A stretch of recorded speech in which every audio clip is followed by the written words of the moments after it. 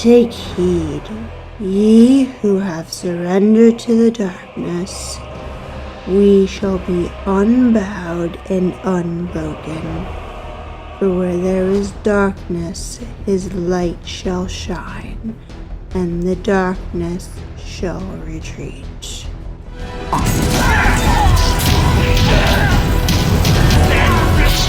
Nice.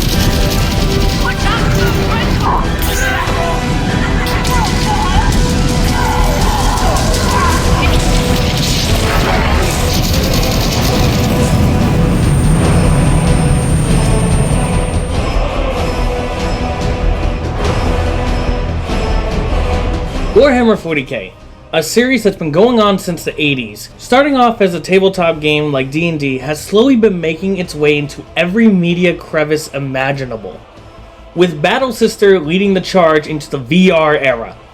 That's honestly what helped me get into Warhammer 40k, because it seems like every genre of gaming Warhammer can place itself into. Horde shooters, action-adventure, Diablo-style, Dune shooters, and so much more. And this summer, we are looking into a handful of these, and just like Battle Sister leading the front lines of VR gaming for Warhammer, it is leading our Summer of Warhammer with Warhammer 40k Battle Sister.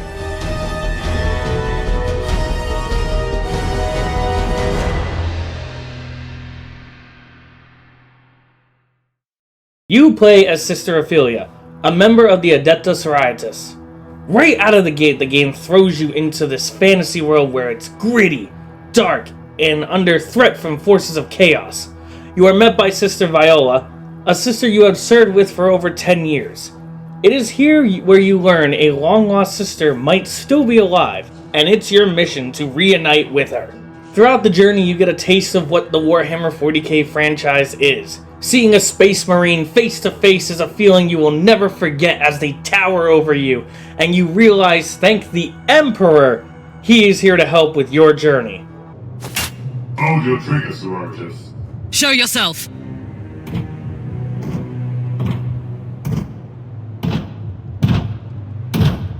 The Emperor's light burns all heretics and mutants. You are far from the cloisters, sister.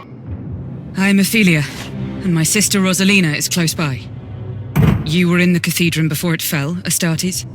Yes, I am Brother Julius of the Black Templars. My squad and I were preparing for a mission to this dead planet. The attack has changed the parameters of that somewhat. A mission here? At the request of the Inquisition, we believe the heretics were building a summoning spire on this planet. I was to destroy it before they could act. Speaking to an Inquisitor who questions your every devotion as you journey deeper into the heart of chaos, searching for your long-lost battle sister. I enjoyed the story, and it was kinda easy to follow for me. The first time I played this game, it was difficult because I was just barely learning the Warhammer universe. But anybody who has read at least one book from the Warhammer franchise will not struggle a bit. Going back and replaying it, I love it. Learning this whole new faction of the Imperium was fun to go through. I find the Sisters of Battle fascinating altogether, and I will say Battle Sister definitely helped me learn more about Warhammer and the Imperium in general. Throughout the game, you will run into tons of weapons. The selling point for me to get this game was being able to hold and use a chainsword in VR, something that all 40k fans need to experience. Not only that, but the other weapons here are also strong points. The bolt gun and bolt pistol feel powerful. Defeating Chaos Marines feels amazing with these weapons. The las gun, while definitely weaker than the bolt guns, just like they are in 40k. Oh, great. Rosa, I found a las gun. May the Emperor protect you, because that thing won't. It's still satisfying to use and something you might have to fall back on if you run out of bolts. When it comes to guns, Battle Sister knocks it out of the park, but the melee leaves a lot to be desired but still palatable. The chainsword, for example, while awesome to hold, doesn't carve through enemies the way it should.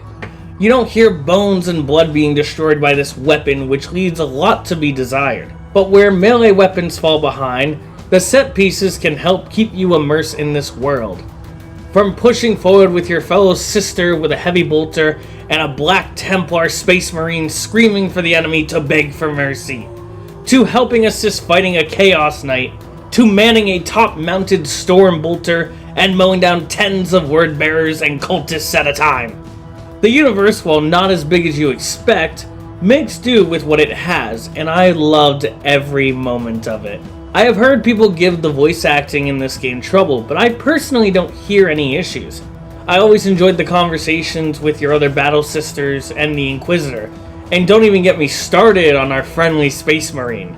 I could listen to that robotic helmet voice modifier all day. But of course, there is a reason that this isn't the best Warhammer 40k game of all time, and that's what I want to talk about now. We have already touched the melee weapons, but my one complaint about the set pieces in this game, while awesome, feels small. You don't have an army backing you up. The first mission is where you will feel the most like you are in a war as you travel through trenches with your fellow sisters.